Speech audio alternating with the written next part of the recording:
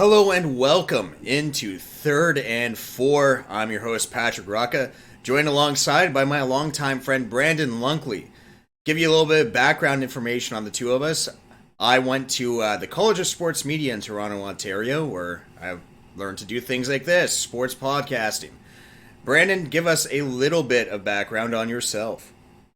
A little bit about me. Played a little bit of high school football. Went into college. Just an avid sports fan. Just getting into the podcasting world. Yeah, it's going to be a fun time. We've known each other for about a decade now, so we're pretty familiar with how the other thinks about sports. So this is going to be pretty fun. Definitely going to be a few conflicting opinions in here too for everyone to look forward to. We're going to give you all a mock draft of the first 10 players of the 2021 season, but before we get to that, I think we all have to cover the Carson Wentz trade. Carson Wentz, obviously almost an MVP in 2017, was traded from the Philadelphia Eagles to the Indianapolis Colts in exchange for a third-round pick in this year's draft and a conditional second-round pick in next year's draft, with the condition that if Carson Wentz plays either 75% of the snaps or 70% of the snaps and the Colts make the playoffs, that second turns into a first. With the trade, Wentz has given the Philadelphia Eagles the largest dead cap penalty in the history of football at $33.8 million. That obviously speaks a lot to what the Eagles think about him, that they're willing to eat that.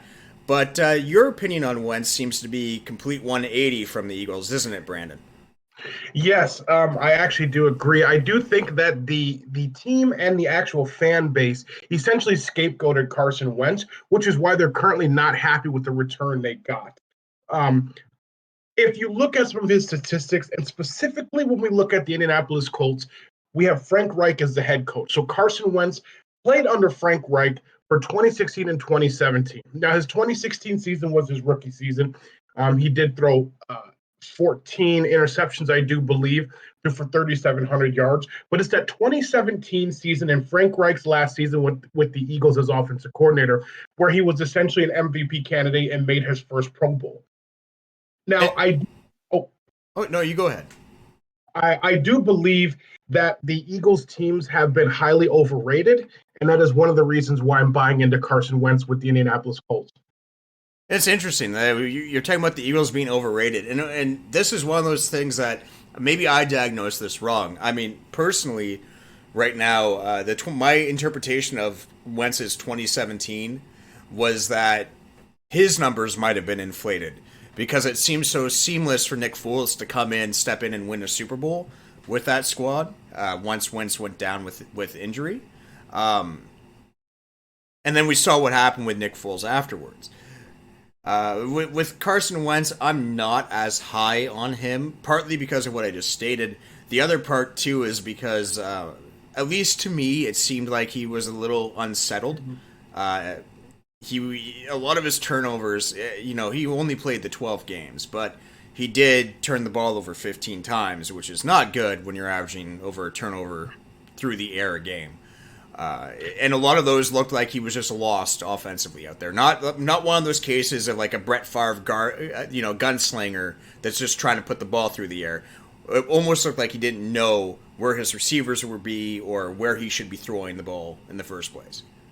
Yes, and I do sort of agree with that point to a certain extent. I mean, he did not have Alshon Jeffrey for most of the year, who's been sort of his blanket, if you will, his kind of comfort player that he throws the ball to a lot. Again, I can't really argue with any of that, but I do have some stats that I would like to bring up, and then potentially talk about why I think the Colts are a perfect fit for him, aside from the offensive coordinator. Or aside from Frank Reich being the head coach, who is his former offensive coordinator. Yeah. So my personal opinion is I believe he'll play at an above average level and potentially even return to 2017 levels of production. I'd like to see what your take is on that. So 2017 levels of production would be absolutely insane considering the value. Even the quarterback that has already been traded for a king's ransom in Matthew Stafford with the 2 first-rounders, the third and Jared Goff. He never actually had a season in his career that compared to Wentz's 2017. I think you had a legitimate argument that Wentz in 2017 was the MVP of that NFL season, and the only reason that he didn't win it was because of the fact that he didn't get to play the whole season. Now, if he were to reach that level, then this becomes a slam dunk. Because, again, we've seen a quarterback with a lesser peak in Stafford go for a lot more than what the Colts had given up. And, of course, furthermore, even if he doesn't reach that, it's still worth it for the Colts, even if he's above average, because chances are you're not finding a quarterback that would be above average in the late 20s in the draft, which is where that pick would probably end up either way, because the Colts are in a weak division and they have a solid enough squad that they're probably going to still get wins over teams like the Jags and the Texans. But I don't know. See, there is the upside. I don't want to say that there's no upside. I just have a really hard time personally after seeing what he's done in Philadelphia and the slow decline that he's had in terms of, like, it seemed like gradual. If you look at it on paper, it's a quick decline, but game by game, it seemed like he was slowly getting worse to the point that he did drop off a cliff after 2 years.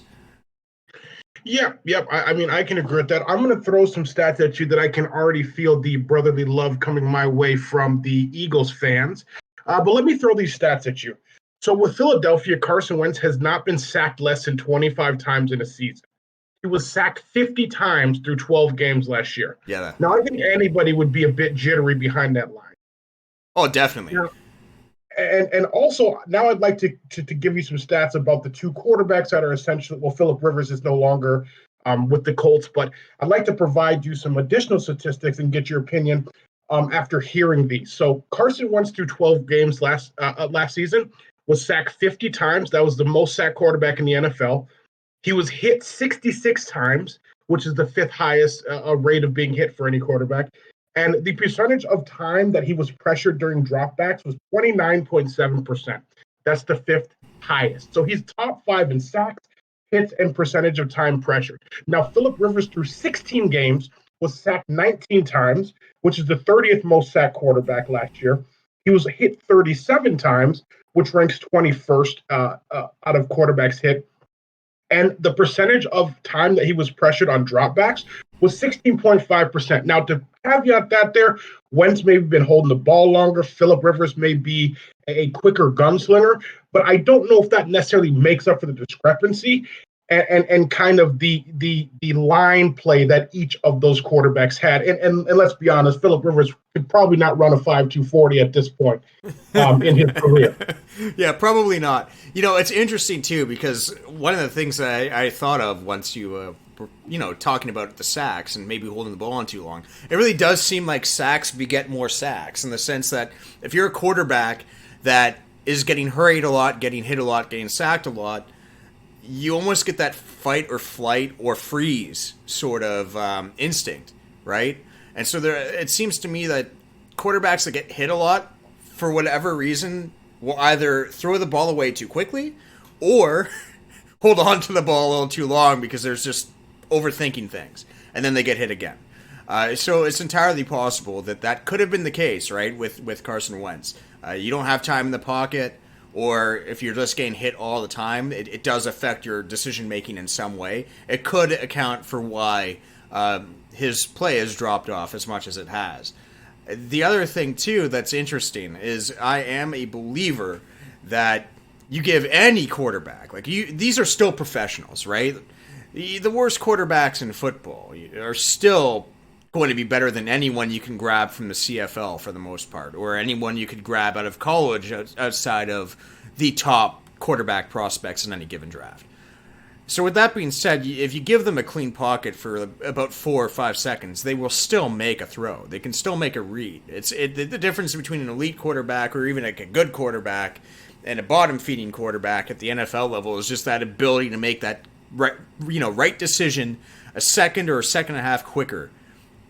And we both agree at this point that Quentin Nelson's probably the best guard in football.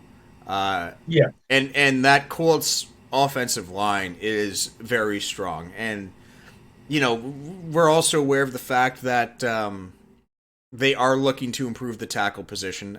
We could bring up Orlando Brown as a Yep, that possible trade target that they would go after. But the line, even as currently constructed, is strong and certainly stronger than Philadelphia's. And even that, right, at the very least, should give Wentz a little bit more confidence in the pocket. I think ultimately, whether you think Wentz is going to be better in Indianapolis or whether he's just going to be the same as he was in Philadelphia comes down to whether or not you think that his performance was a systemic issue or a personal one. I agree there, and I'd like to kind of swing back to the Orlando Brown trade. I know it's going to take a lot to get him from Baltimore, but it sounds like Baltimore's losing leverage by the day. It sounds like he does not want to go back to playing right tackle. Ronnie Stanley is going to be returning from injury, and it seems like I may be incorrect here, but it sounds like they've already chosen Ronnie Stanley as their left tackle. So it seems like that the Ravens and Orlando Brown are actually at an odds that may not be reconcilable because of the simple fact of who his father was. Um, and let's just be honest with each other here, Pat. Imagine Orlando Brown Jr. and Quinn Nelson. Can we say the best left side in the NFL? I mean, could you imagine? I mean, could you just imagine? And also, one thing I'd like to say about Carson Wentz, I think what's interesting and what people aren't taking into consideration is I think Carson Wentz felt like he needed to carry that entire offense. I think now that he's going to the Colts, he has Jonathan Taylor, who I don't know what you think. I think he's better than Miles Sanders. Miles Sanders is probably a better receiving back, but I think Jonathan Taylor is there to carry the load. And I think Frank Reich can just tap into to Carson Wentz in a way that maybe Doug Peterson could not. Well, that's a lot to unpack. I think that you're right. And Frank Reich obviously is familiar with working with Carson Wentz. And you got to think that he was the person who was driving the Colts towards this trade. It seems to me like if there was anyone in that organization that would be a cheerleader for Carson Wentz, it would have been Frank Reich. So in that case, yeah, I definitely see this offense being built around Wentz.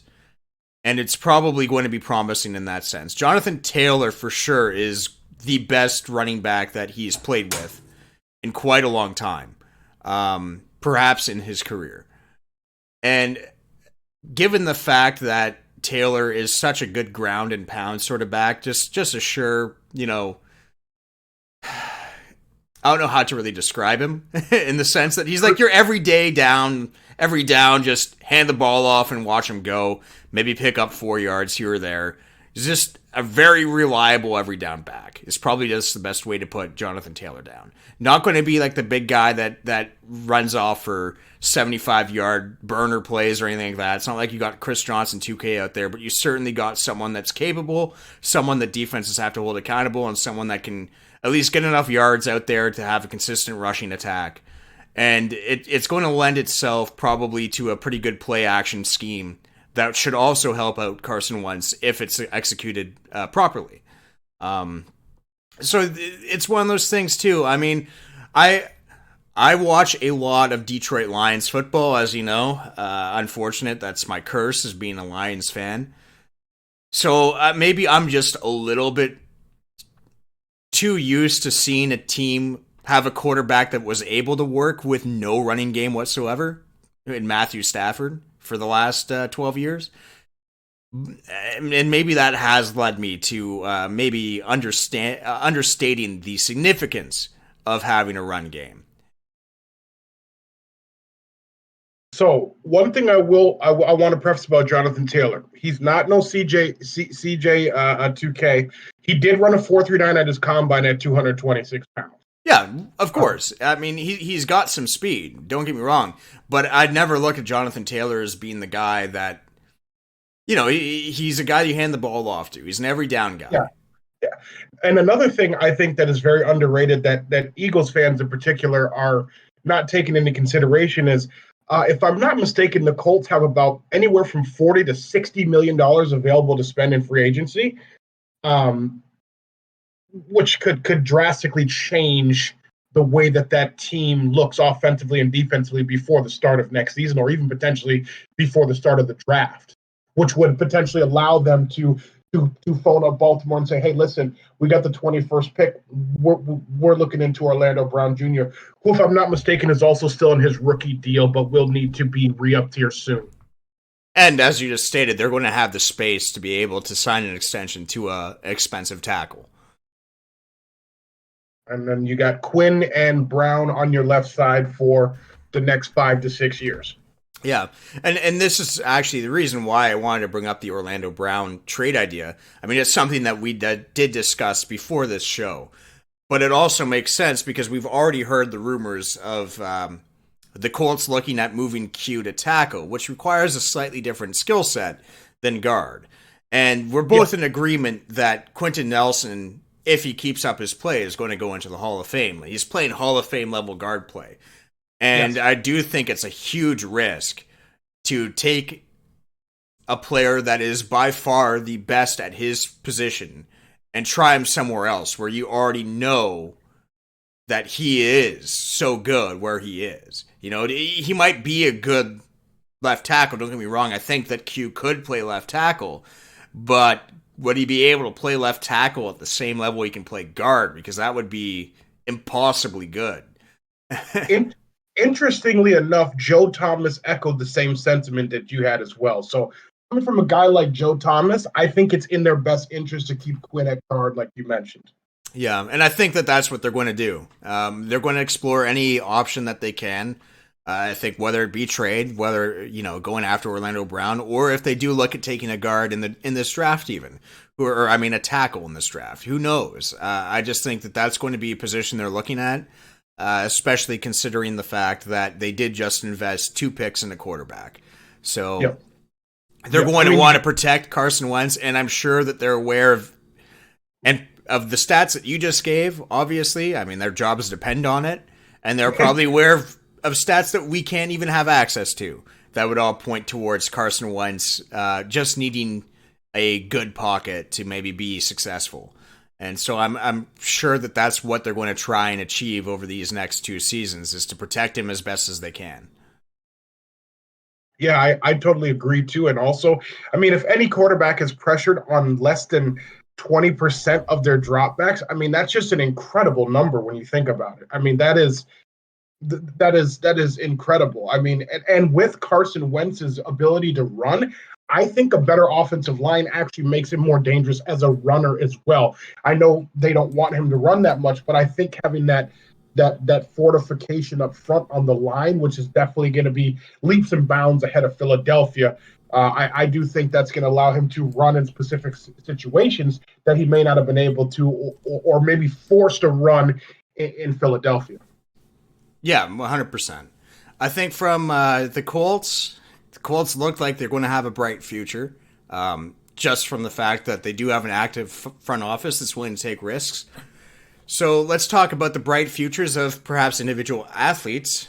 We all know that the 2021 draft is getting pretty close at this point. Lots of young players that are probably going to go on to have really, really good careers. We've both picked our top 10 draft picks for this show. I'm going to start with you. Who do the Jacksonville Jaguars take at pick number 1? Unfortunately, I'm going to have to go with the sort of the chalk pick or the most highly mocked pick, but I think it's a no-brainer. It's going to be Trevor Lawrence. An interesting fact about Trevor Lawrence is he is the same height as Penei Sewell, the offensive tackle projected to go in the top 10 as well. Very interesting. I mean, he is a big boy. 6'6", 230. For a quarterback, that's incredibly big. That's something that you'd expect from a tight end or a linebacker, not from your quarterback.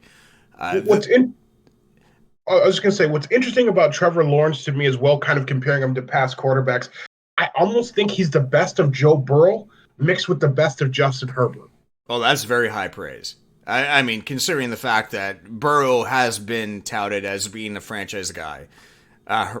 Herbert, obviously, rookie of the year last season. You put both of those together, you would be expecting a perennial Pro Bowl quarterback for sure.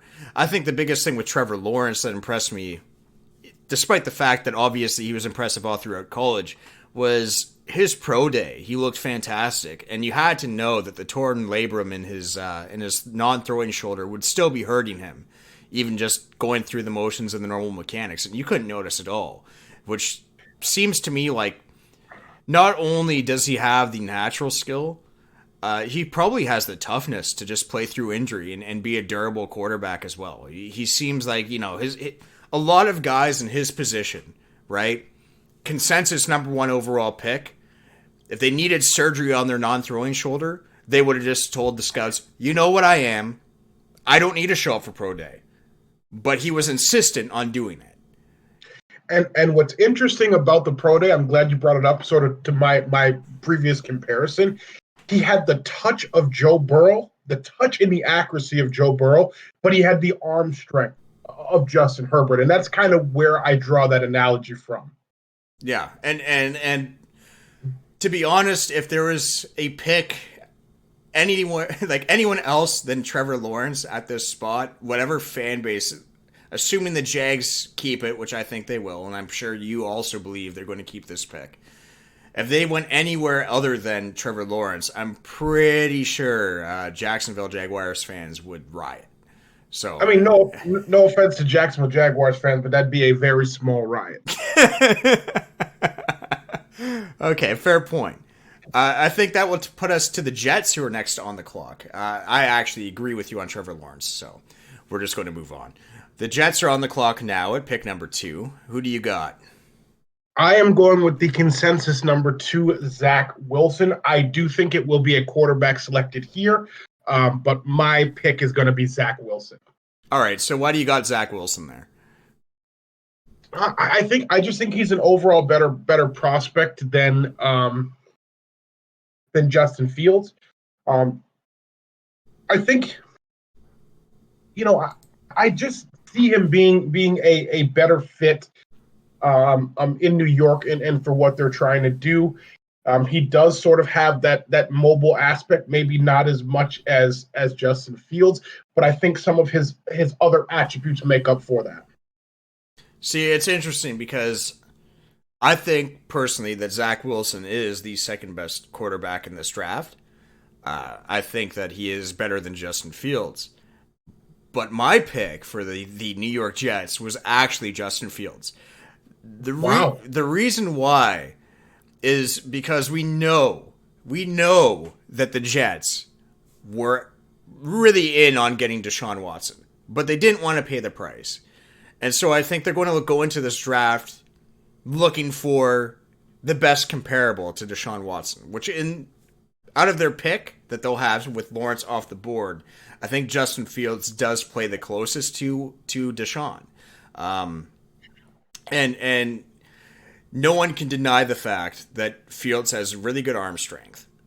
His pocket presence sometimes can be a little bit suspect in the sense that I find that he holds onto the ball too long. Like, he's cool to a fault, where you almost wonder, is this man calm in the face of pressure, or is he just oblivious to pressure? But that's where his legs kind of come into play.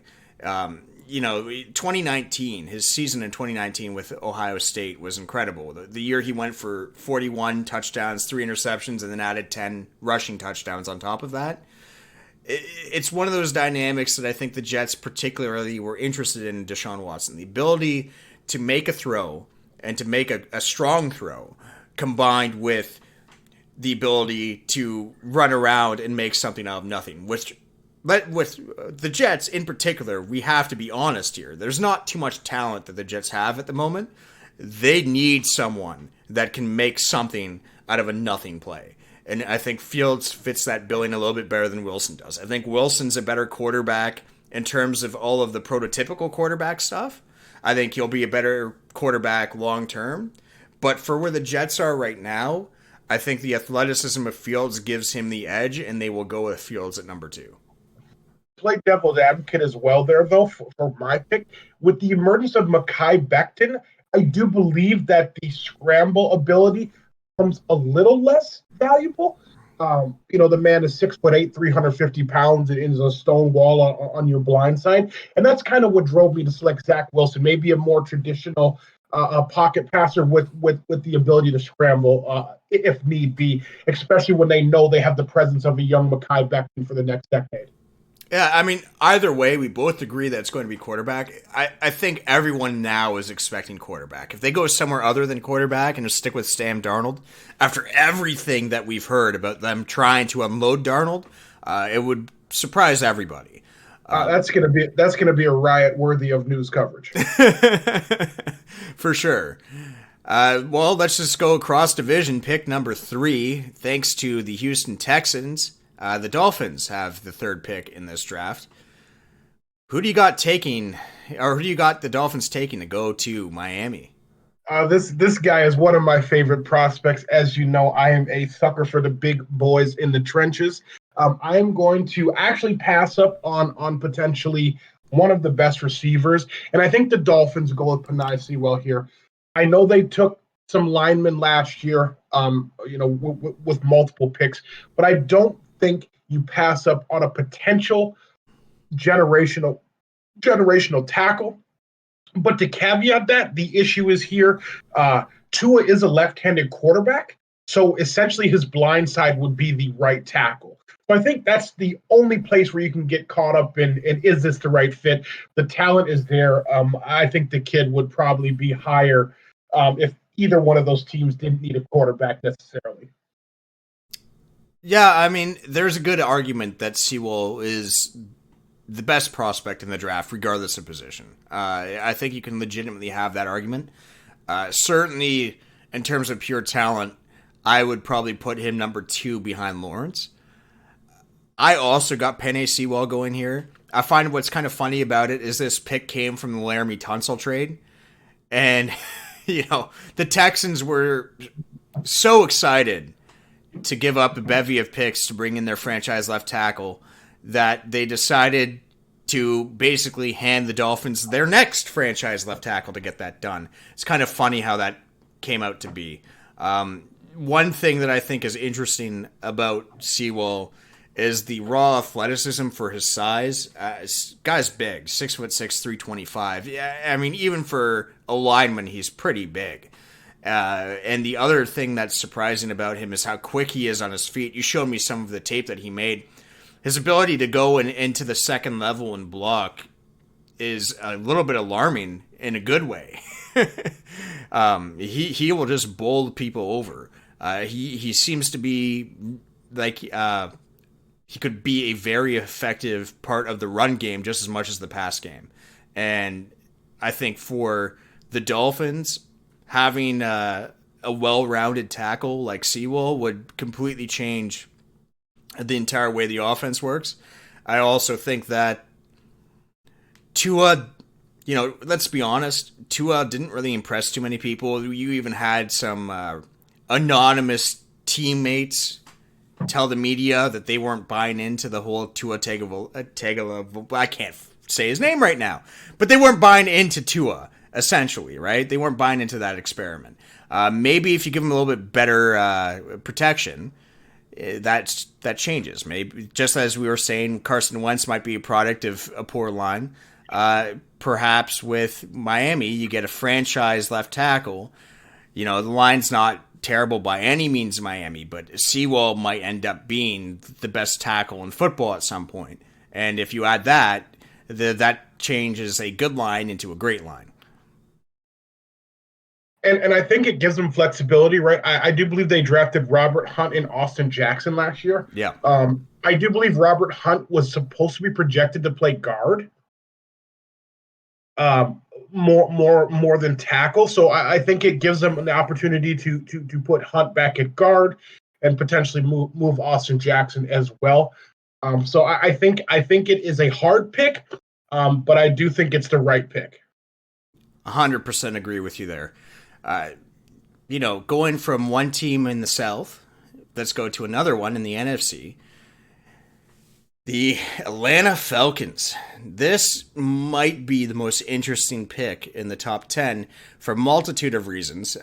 One, because we don't really know what the direction of this team is, what the organization is thinking going forward in any manner. And the other thing, too, is I think this pick dictates the tone of the rest of the top 10.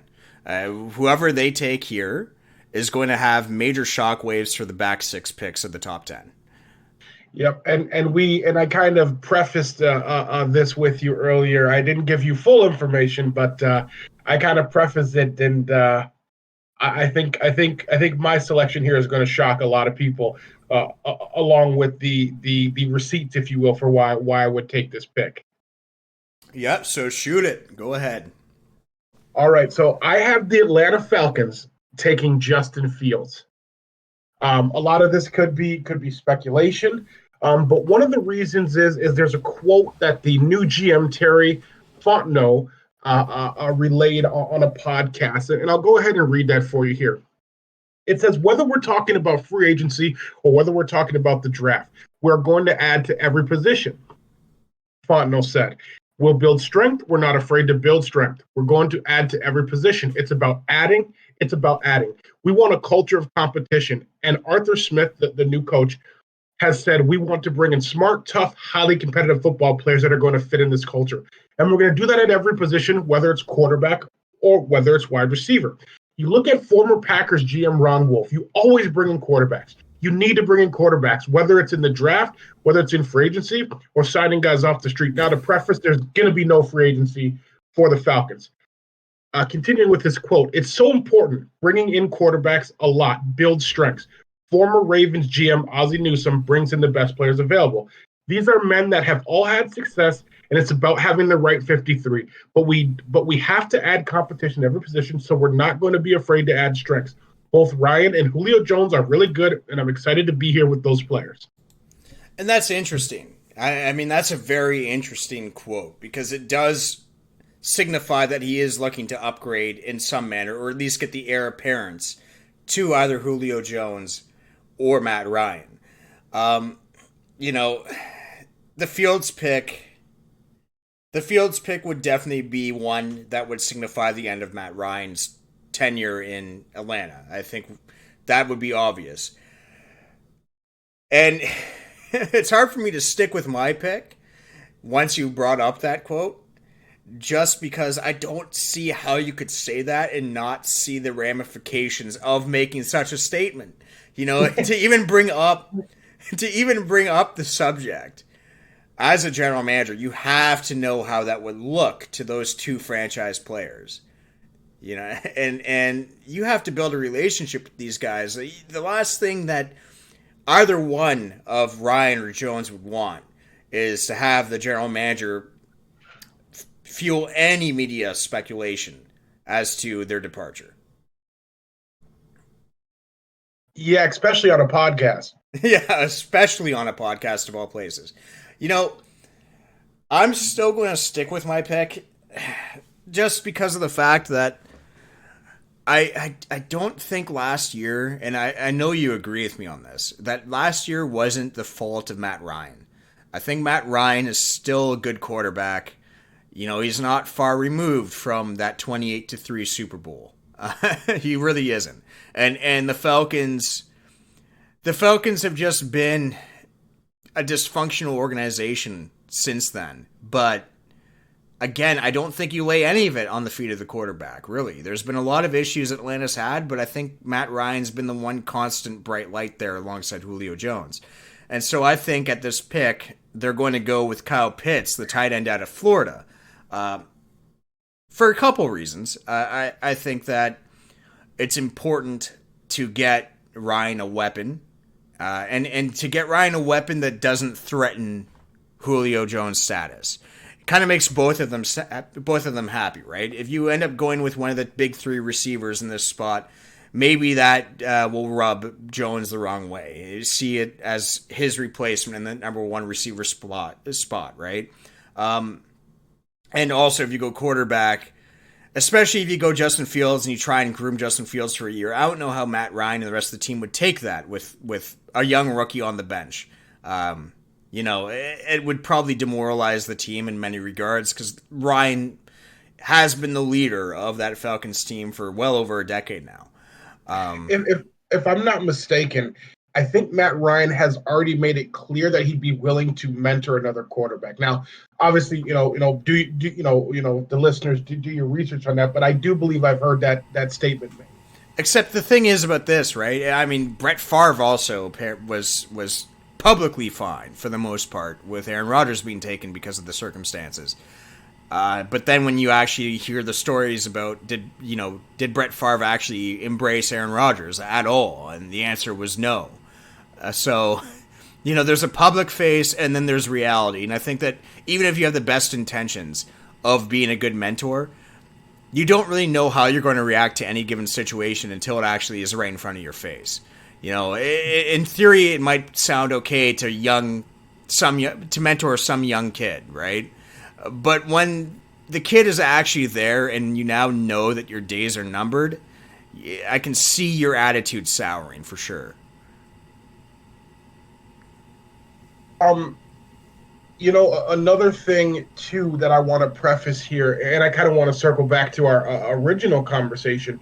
I think, from what I'm hearing from at least trying to keep my finger on the pulse in Atlanta, we're quickly approaching not a Carson Wentz performance issue. I think we're slowly approaching a fan base who's getting ready to turn on Matt Ryan, like the Eagles fans did to Carson Wentz, and I think that's dangerous territory.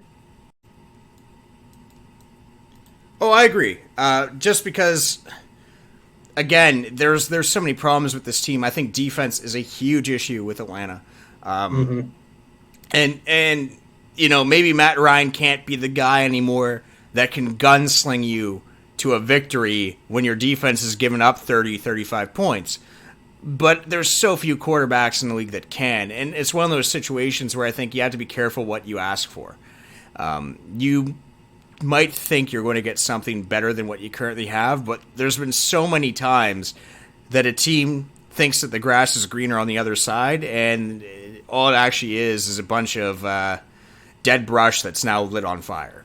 It's not one of those things that necessarily is a universally good thing to make a drastic change. Sometimes it's needed because your current situation is so poor to begin with, but I do think Atlanta is salvageable with the right moves, especially considering the fact that that division is seeing quite a few changes, right?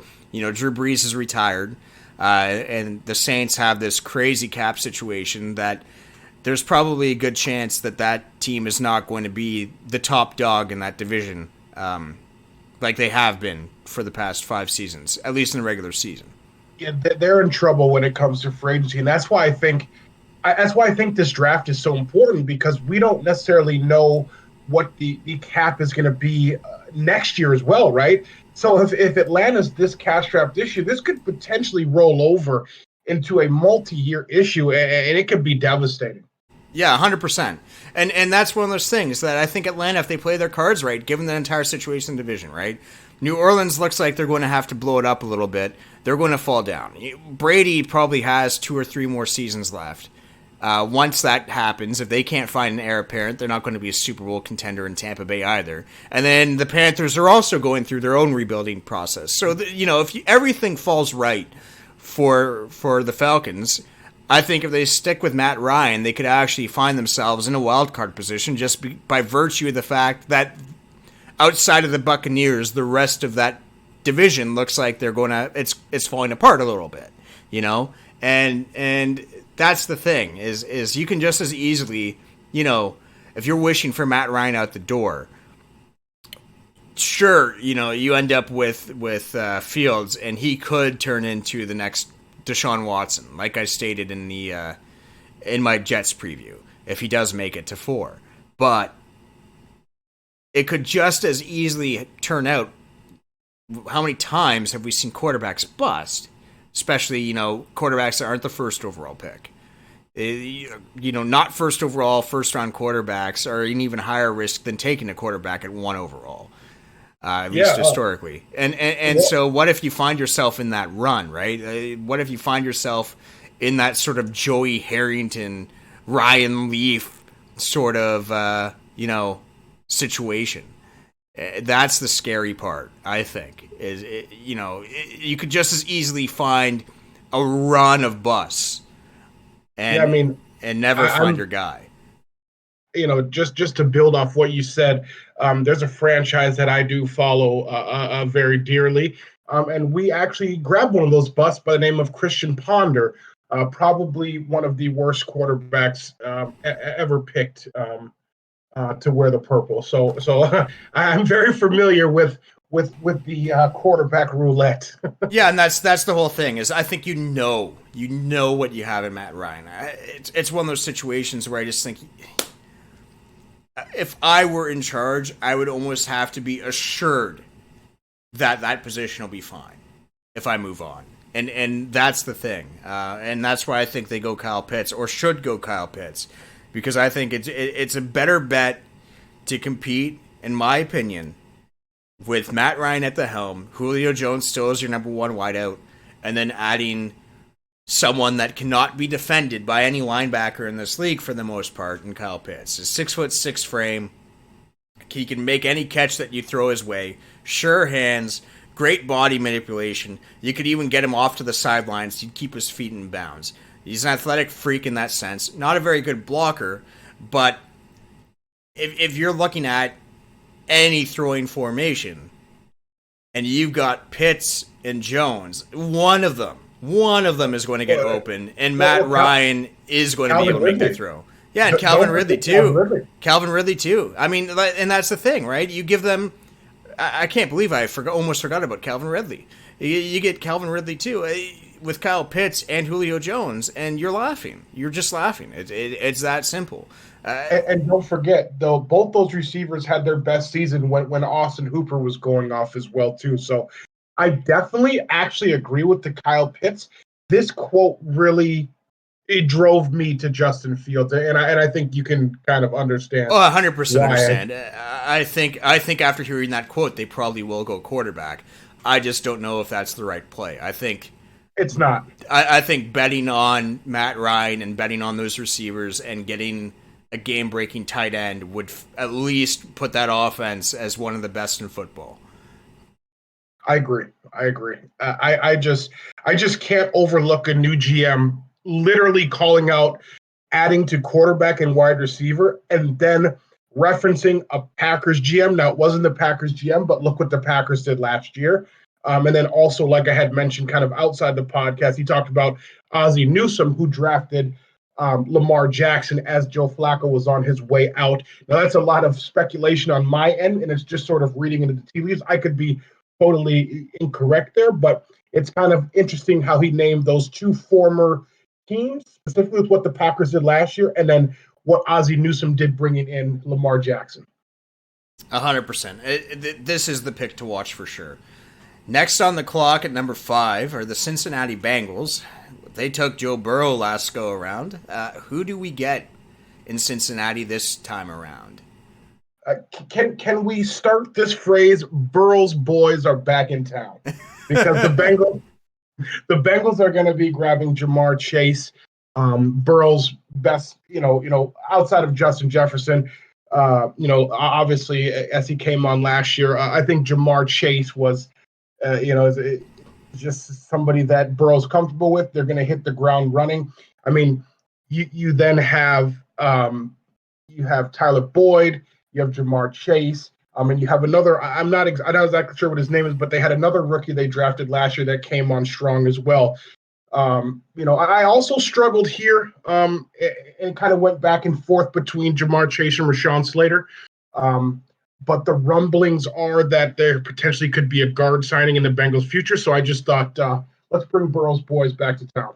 I 100% agree with you. I got Jamar Chase in this slot as well. I think that it's not really even a question. Unless the impossible happens and Penei Sewell falls to them, I think that Jamar Chase is kind of the pick here. For all of the reasons that you mentioned, the familiarity, also the fact that, there's a strong argument that Jamar Chase is the best receiver in this draft, most NFL-ready receiver in this draft to begin with, in a draft that you could even say is going to be having its identity through its top quarterback and top receiver class. I think that'd be fair to say that those are the two standout positions in this draft, are quarterback and receiver. So I think Chase just makes a lot of sense here.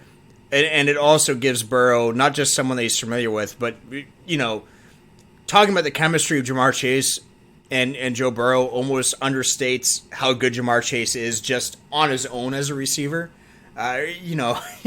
He's not going to be a burner.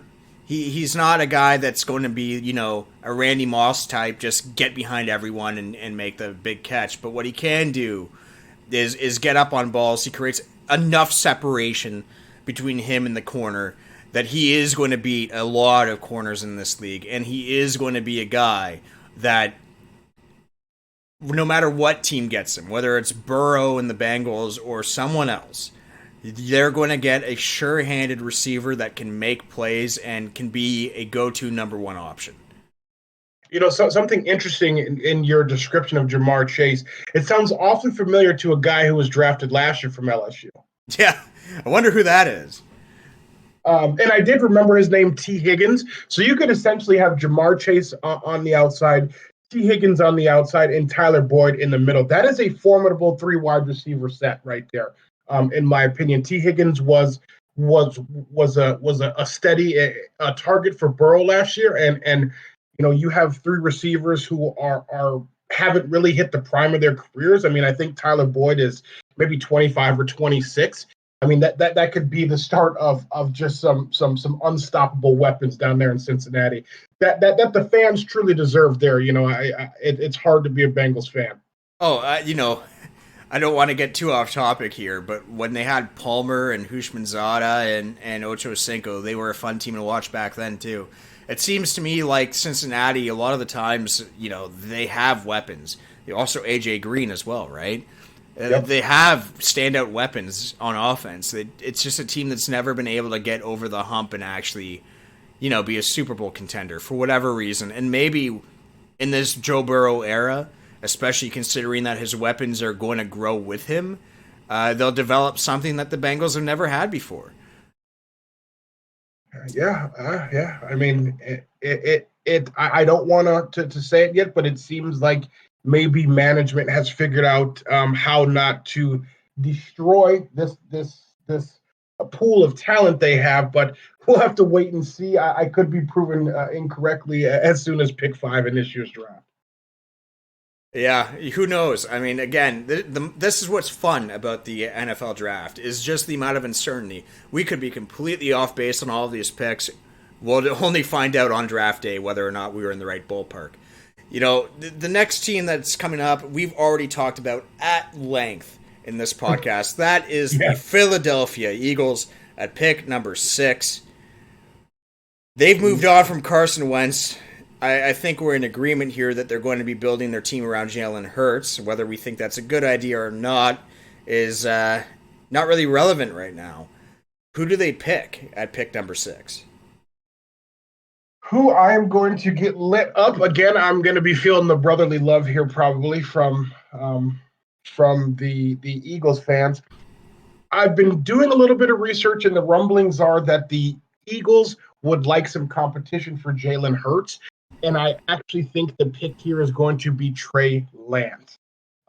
He probably is the most physically skilled quarterback in this year's draft. I'm not saying he is the best quarterback, but the toolkit that he brings to the table is almost, one of its kind. And I can already hear it now with the 6th pick in the 2021 NFL draft. The Eagles select another quarterback from North Dakota. It's one of those things, too. I just said that I thought they were going to build around Jalen Hurts. I still think that. It's surprising to me that you took Trey Lance here. Trey Lance to me screams project quarterback. I think he really has to sit down for a year. And I don't know if Jalen Hurts is the guy you'd want him to sit behind.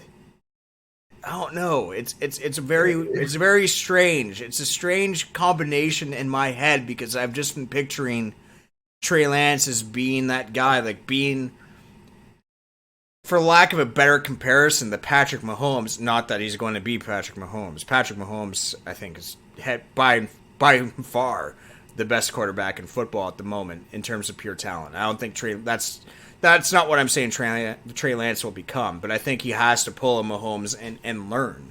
And usually you see that with a veteran quarterback pairing. It's very, very interesting to see you having him going to the Eagles, because I think that would suggest him actually competing for that starting spot right away. Yeah, I think honestly, what it does, if you know Trey Lance needs to sit, you let him compete in camp, and you just reassure Jalen Hurts, listen, this is your team.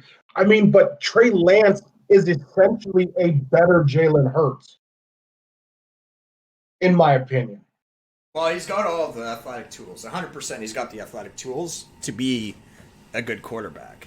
It's just the makeup to put it all together and get the toolkit itself ready for any situation that I think needs to essentially grow into. He needs to grow into a NFL starting caliber quarterback mentally, because physically I think he's already there probably. For me, I think the Eagles are going to be gung-ho about backing up Jalen Hurts. I think they have his back going into this draft. Personally, I don't think Jalen Hurts is going to be the answer long-term at quarterback. I think he just kind of seems to be more of a game manager. He won that job over Carson Wentz, in my opinion, just because he took care of the ball better, not necessarily because he's a game-breaking quarterback.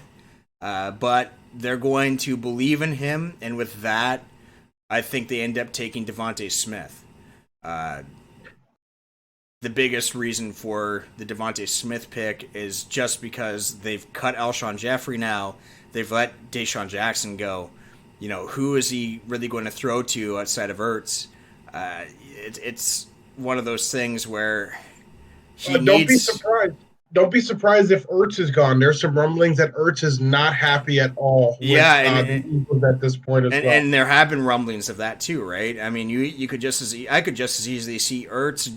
I mean, if he wants to go with Wentz, you know, or he might want to demand a release. Who knows? But right now, as of right now, Ertz is on the team. But they really have a lack of offensive weapons after cutting everyone, and I think they just have to give Hurts a receiver. And for much of the same reason that we've already discussed with the Bengals, Devontae Smith and Jalen Hurts, two young players on offense, you know, have them grow together. I think that's probably what they're going to do, is take Devontae Smith here and have him grow as a football player alongside Jalen. I think that's probably the logical pick. I'm sort of in the camp that says, hey, Eagles may not be picking 6 again. They may win just enough to get outside of the top 10 in that just awful division. I'm assuming the Cowboys are going to bounce back better next year. You know, but I just think, I don't know if the Eagles will be picking top 5 or top 6, I should say, next year. They may win just enough games to float by and sort of be in the position, you know, to not have an opportunity. And, you know, I think you do give Jalen Hurts that opportunity this year, but you let him know you're on a short leash. We do have this young kid who's working every day. He's getting better. I mean, if you're underwhelming, there's a potential that next year you will have competition and lose your job. Yeah, I mean, fair enough. It's just one of those things where I don't know if the Eagles are down to have another QB controversy after just getting over this one, and that's where I'm being a little bit pensive here and thinking they're just going to be safe and stick with Devontae Smith. Don't they already have a quarterback controversy with Jalen Hurts as it is, even without dealing with Carson Wentz? I mean, in my opinion, yes. In my opinion, that would be correct, because I don't believe in Jalen Hurts being a long-term answer at starting QB, but they did end up picking Hurts over Wentz at the end of the day, which would suggest that the front office and the ownership, at the very least, value Hurts as a starter. And I don't know if they want to rock the boat just yet. I think they give it 1 year before they make a move, in my opinion, and that's why I think they go Devontae Smith. Fair point. I agree with that. At number 7, we have your beloved My Detroit Lions. beloved, my hated, my loathed Detroit Lions. This team has caused me so much pain. You know how much pain this team has given me in my lifetime. Your heartburn Sundays. Who do you got, my boys in the Honolulu Blue, taking? Actually, I think I think me and you have had some individual conversations about this player, and there's some red flags, but I don't think you would be upset with Devontae Smith here at the seventh pick. If you guys can bring back Galladay as a true number one, you let this kid just go hog wild with Jared Goff in the play action, right? You know, this kid did win the Heisman, no matter what measurements he comes in at. I'm just a little concerned that he chose not to get measured in terms of height and weight. But you know what? That's a money decision. I gotta respect the brother for that. If it's gonna affect your bottom line at the end of the day, and you don't, and your play is so good that people won't have those questions, I say go ahead and do it. I say this is a slam dunk for the Detroit Lions, and you guys should be extremely happy with this pick. Yeah, we've talked about this many times before this show, that I think the Lions should go wide receiver here. Devontae Smith was already off my board one pick before at the Eagles pick, which leaves my draft board with Jaylen Waddle, the other wide receiver out of Alabama. Now, I would be happy with Devontae Smith, but actually what's interesting about this is that out of all the receivers in this draft, I am actually the highest on Jaylen Waddle. I think that Waddle has just absolutely incredible game-breaking speed, and what I like about him the most is his versatility. I think you can play Waddle on the inside in the slot. You can have him go on the outside and just run straight vertical, and he will burn by so many players in the secondary. With the Lions in particular, they're losing Marvin Jones 100%. Kenny Golladay likely wants out. I think the Lions are going to franchise tag him and maybe look to trade him at the deadline next season if they can't convince him to sign an extension. I think Jared Goff's play is going to dictate whether or not Kenny Golladay wants to stay with the Lions. So if the Lions come out next season and Goff looks like 2018 Goff and not 2020 Goff, you probably can convince Kenny Golladay to actually stay, because it seems like the biggest thing for Kenny Golladay and the reason why he wants out is because Stafford is gone and he doesn't necessarily believe in the offense that's currently constructed. So if they look better than he expects, I could see him staying long term. If Golladay remains on the outside, and then you also have TJ Hawkinson, I think that Jaylen Waddle being a slot receiver would be ridiculous. Yeah, and Quintez Cephas, by the way, in his limited time, actually made some pretty good plays, and he can play on the outside, which is why I think with the Lions, getting in a slot receiver threat would be ridiculous, because I also have the opinion, and maybe this is a little bit homerish, I actually think that Hawkinson last season played like a top 5, maybe even top 3 tight end in football. There's Kittle, there's Kelsey, and then after that, I think Hawkinson's in that conversation with how well he played, and he did make a Pro Bowl because of it.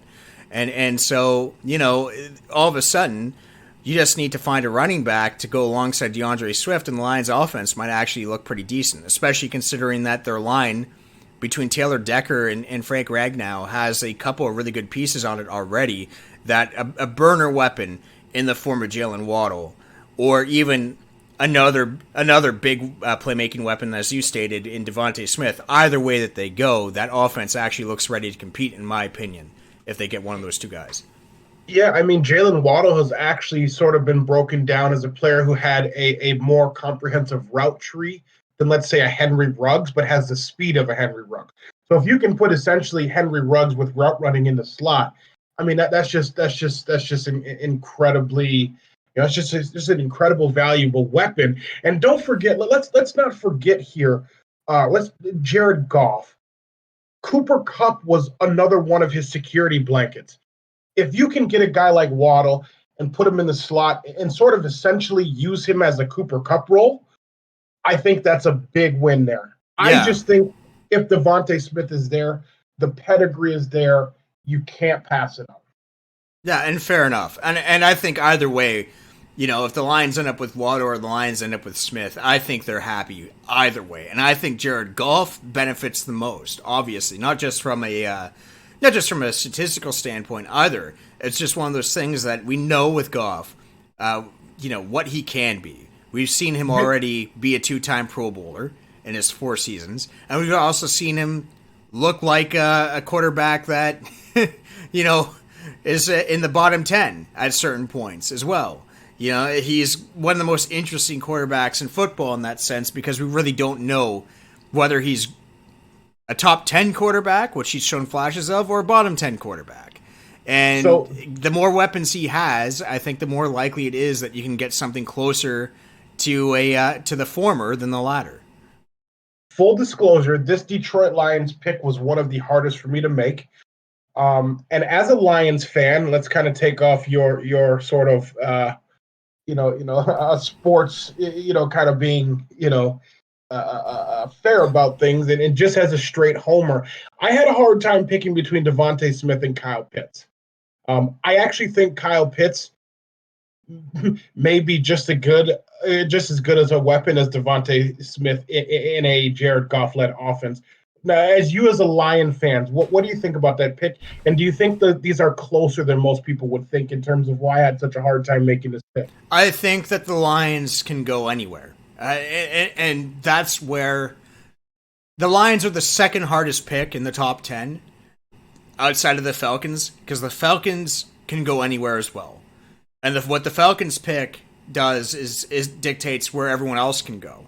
But the Lions have that same problem as well, because I think you see a lot of mocks. There's some people that have them taking a Trey Lance because they, maybe groom a quarterback behind Jared Goff. I think we're both in agreement that you can't trade for Jared Goff, especially with his resume. As poor as his resume has been last season, in the last season and a half, you have the 2 Pro Bowls under his belt. There's no way you make a play for a guy like that and not give him 1 year, at least a fair 1-year look to see if he can be a franchise guy at 26 years old. So, when you break it down between Pitts, Waddle, or Smith, the Lions could make do with any of them, right? Especially Pitts would be interesting. I don't think Pitts going to make it to them if the Falcons decide not to go quarterback. But if it was Pitts, it would be the best 2 tight end set in the league. It would look something similar to Hernandez and Gronkowski back in the day, where you had 2 top 10 tight ends in the league on the same team, and how do you stop them? That would be what would happen to Detroit, and especially considering the fact that, as you mentioned with Cooper Kupp, Goff does like having guys in short yardage, which is where tight ends typically excel. And and that would be such a good security blanket. That's the reason why I really want them to take Jaylen Waddle, because I think Jaylen Waddle gives you that diversity. You can put him on the outside, have him as a burner, then you can move him back into the inside, have him run in the slot. And the other thing, too, that I think that the reason I lean Jaylen Waddle in this spot, why I think the Lions should go Jaylen Waddle regardless of who's on the board for the offensive weapons, is because of the fact that when you look at TJ Hawkinson, the one thing that TJ Hawkinson doesn't give that Lions offense, he's got the best hands on the team, I think, currently. Big target, brings anything that comes in within his catch radius. He's surefire guy. He is absolutely terrible at yards after the catch. He's the definition of a 6-7 yard pickup guy, which, in a league right now where tight end is becoming a valuable offensive position, and so many quarterbacks are defaulting to their tight ends as that security blanket, he is arguably the best at actually catching and securing the ball at that position. It's where Kittle and Kelsey set themselves apart is in the yak, and he doesn't have that, and the Lions don't have anyone on the inside that can get yards after the catch. And that's what I think that Waddle can bring a lot, that the Lions are missing, is another check down option in the slot, but one that can actually turn a 5-yard play into a 20-yard play.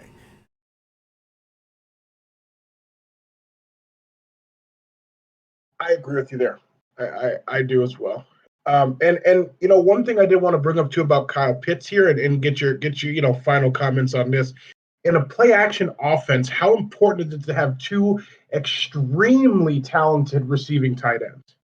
Oh, I mean, it can be very important. And, again, it could very well be Kyle Pitts. Now, the more that we talk about it, because the other thing, too, is there's a good chance that they cut Jesse James. His contract is not worth the production that they've gone out of him. And I don't think his production will ever be worth the five and a bit that they're paying him. I think they want that cap space, and they'll probably move on from him regardless. So they probably do have a tight end 2 coming into the draft, more than likely. They could very well go with Pitts. I still think they probably go with one of the receivers, and I'm hoping that receiver is Jaylen Waddle. Going from one big cat team to another big cat team, let's head over to the Carolina Panthers. This team made a big play for Matthew Stafford. Their offer came up just short. They're coming into the season with Teddy Bridgewater. Who do you have going to the Carolina Panthers at pick number 8? I do want to preface this as, we're not doing any trades in this mock, but I think this is probably where we see a lot of the action on draft day here, sort of between this 8 and 9 spot. But I want to preface this pick with a few words. So this player has some serious character questions and has allegedly taken part in some extremely wild activities at Penn State. But if you haven't read about it, I would advise you to Google this player's name. And there's a great article by NBC News. I have the Carolina Panthers selecting Micah Parsons. 6'3", 245. They said the kid's probably going to run in the 4.4s potentially. I don't know if there is a better replacement for Luke Kuechly. That defense overperformed. I do believe Jeremy Chin as a safety, Derek Brown and Burns coming off the edge there. So getting a piece like Micah Parsons in the center of that defense would be extremely important. And another thing I want to preface that is one thing I do think that will lead to this potential pick is Matt Rule is just coming into the NFL from college, right? So Matt Rule, I do believe, may have some connections back into college and would need to vet this extremely well. And I think only a coach coming from the college ranks that potentially still has those connections could vet it well. So that is my pick. This is a very controversial pick. He's an extremely talented player, but if you read that article about what went down at Penn State, it's extremely disturbing, and it's all alleged behavior. But if any of it does come out to be true, it's extremely damaging. But one thing I will preface is another player from Penn State was also brought up in those allegations, and he was drafted, I do believe, in the first or second round as well. So that's who I have going to the Carolina Panthers. Yeah, Micah Parsons, I'll give mine away. I do have him somewhere in this top 10. And those character issues are a big concern for me as well. There's no doubting the talent that he does have, which is the reason why he's even in consideration, despite the character issues. I've seen the term generational linebacker talent thrown around with him. In many, many corners of the football world, I've seen that thrown around. And he's very athletic too, right? It's one of those things that even if right now he is kind of more of a pass rushing, surefire tackling guy, I think you could turn him into, with his raw athleticism as well. I could see him easily making the transition even to being a very good pass coverage linebacker as well. He's got the speed and he's got the football IQ. I think you could probably take him and turn him into any type of linebacker that you need. I think that he really is that good. It's just the character. That's the only thing that is going to hold back Micah Parsons. And I think everyone does hope that he ends up, being a better person and fixing it, because you only have one shot at being an NFL player. And maybe that's something that he's taking for granted as a young kid.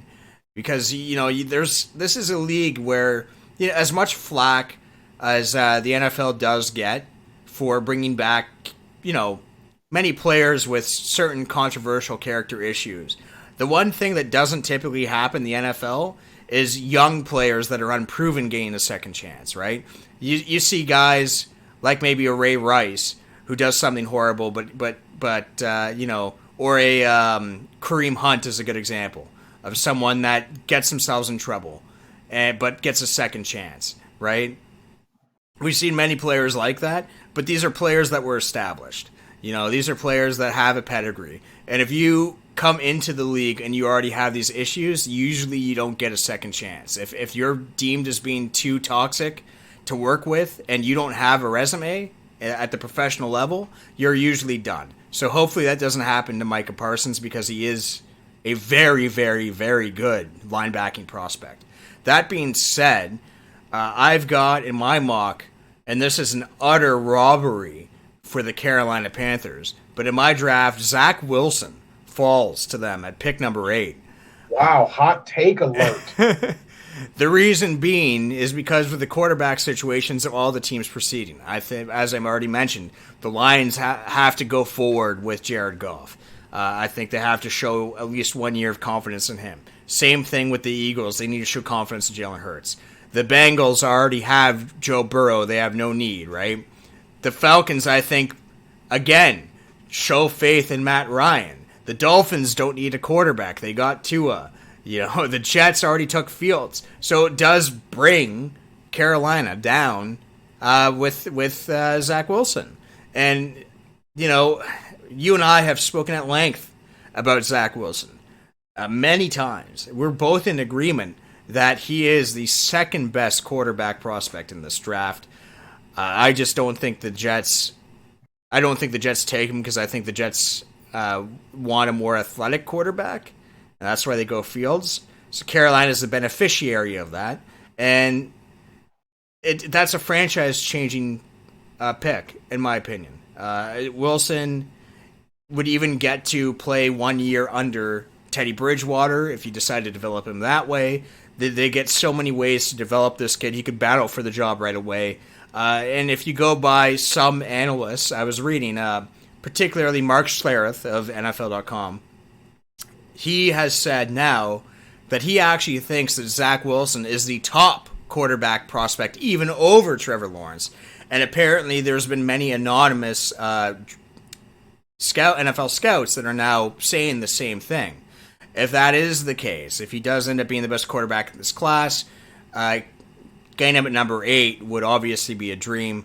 And, I also think it's kind of right for Carolina to end up with a franchise quarterback here, considering the fact that this offseason we have seen their front office try to make an effort to bring in a good quarterback, and they've just come up short. But obviously it's a team that's looking to improve at that position, and I think they do in the draft. I mean, to be honest, this is why offensive and defensive linemen get bad names, because of statements like Mark Schlereth made there. So just wanted to preface that. But to be fair, I don't agree with that statement, right? I don't agree that he's going to be better than Trevor Lawrence. I do think, though, it does speak to how much he separated himself from the rest of the pack, compared to Lawrence. It's one of those things where before, I think a lot of people thought you had tier 1, which was Lawrence, and then tier 2 was Fields and Wilson and Lance at the bottom of that tier. And now I think tier 2 is Wilson by himself, and then tier 3 starts with Lance and Fields. I think that's the perception. I think that's how reality is going to play out. The only thing that's concerning with Zach Wilson is apparently he is a little bit entitled. That is something that I know from our conversations with you as being a former player. That's something that usually gets dealt with pretty quickly in locker rooms. Yeah. Well, and unless you're Josh Rosen, and you saw how his entitlement basically drove his career into the ground.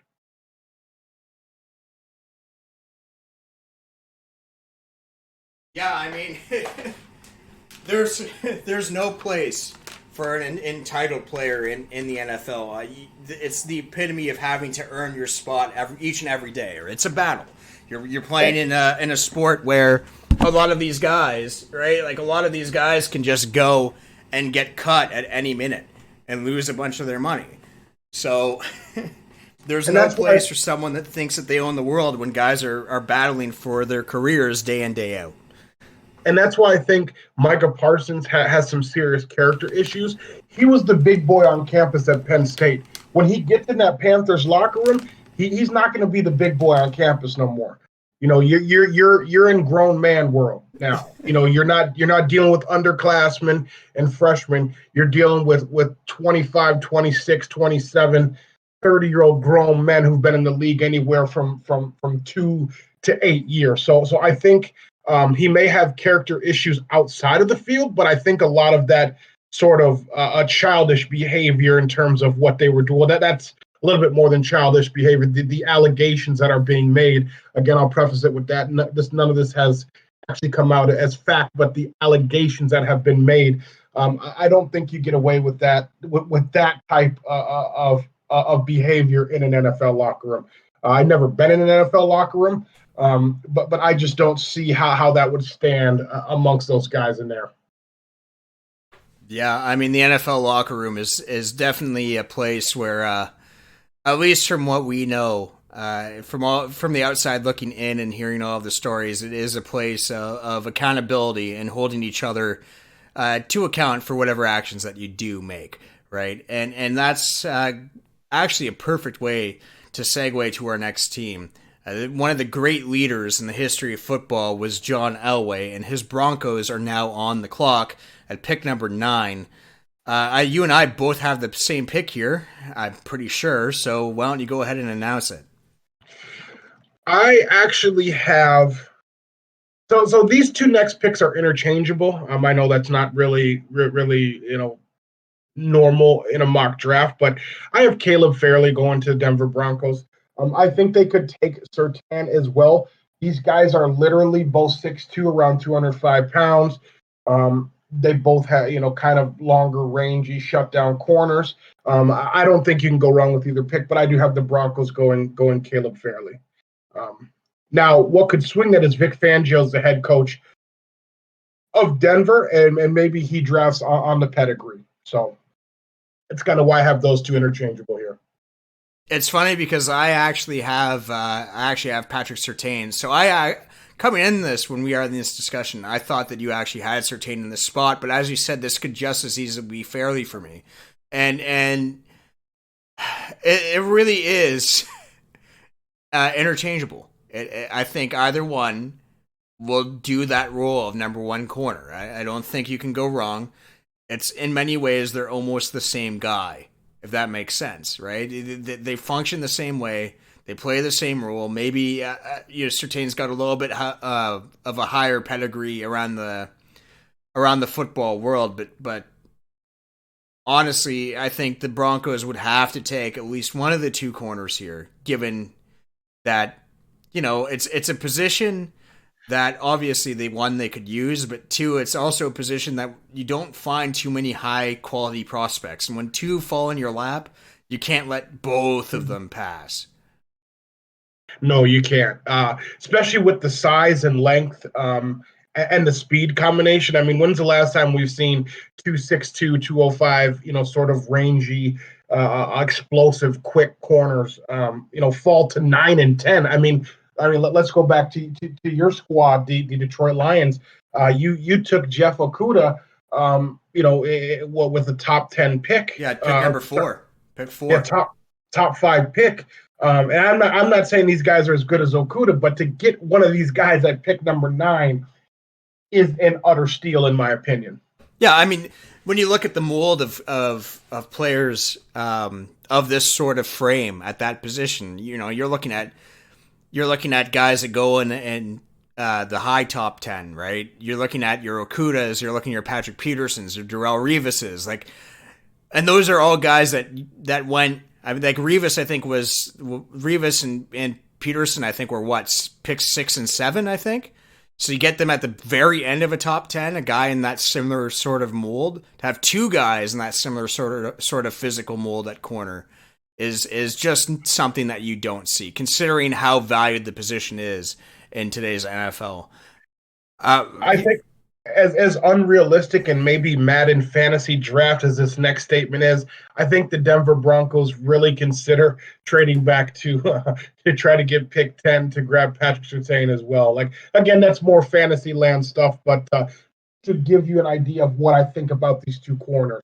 Yeah, you're basically saying they changed the entire secondary. If you get both, you're probably locked up on the corner position for the next 6-7 years. Yeah. That will take us to pick number 10, the last pick for us today. It's Jerry's world, the Dallas Cowboys.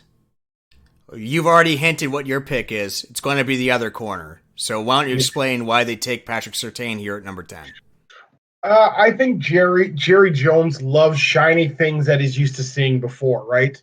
And what's a better thing? He's seen the name Patrick Surtain before. He's seen the Pro Bowls. He's seen the pedigree of a player. And I think Jerry just goes, well, you know what? I like this kid's dad. I like him. We need a corner. And then you reunite Diggs and Surtain, and you basically have an Alabama a corner set out there in Dallas. And I think that solves a huge need for them, especially with Dak coming back. I don't think that offense is going to be as putrid as it was towards the end of last year. I mean, when Dak was there, it was humming along. I don't think the offense was the problem. I actually think it was the defense.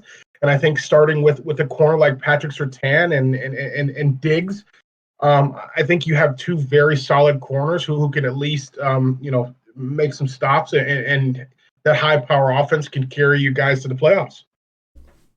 I mean, what's funny is that your rationale for Jerry Jones taking Patrick Surtain is the same rationale that I'm using for my pick, which is I think they take Micah Parsons here because Jerry Jones likes shiny new things.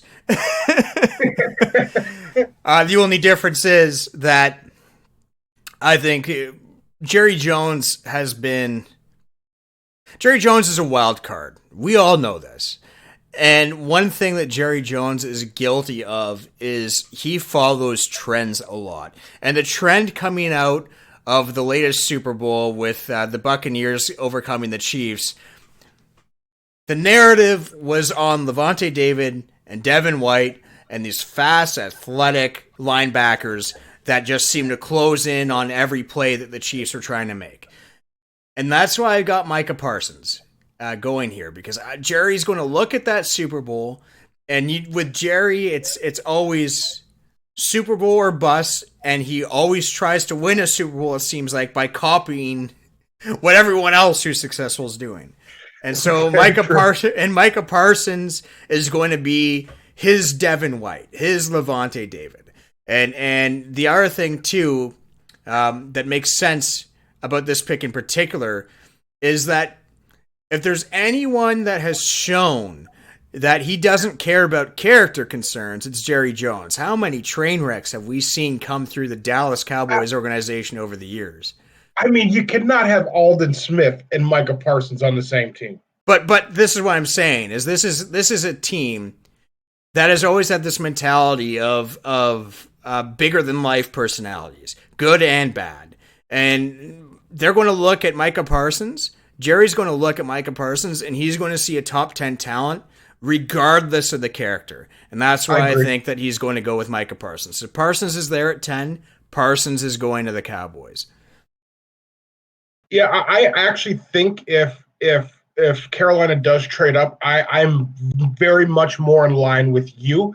Again, we're not trading in this mock, so Micah was off my board. So that's sort of the only reason I don't really have a rebuttal to that, because I think everything you said there is absolutely right. I mean, Jerry Jones' attention span is probably about 2 seconds when it comes to anything else, and anything shiny catches his attention, and he needs to have it. So, I could honestly see Jerry sitting there and saying, "Hey, this is my Lawrence Taylor." You know what I mean? Yeah, 100%. It's going to be very, very fun to see how this draft turns out. If it ends up being remotely like either one of our mocks, we're going to have bragging rights over the other for a long time to come. Please, everyone, stay tuned at Third and Fourth, the podcast for football. For Brandon Lunkley, I'm Patrick Rocca. We hope you enjoyed the show, and we'll see you next week when we break down the next 10 picks of the NFL Draft.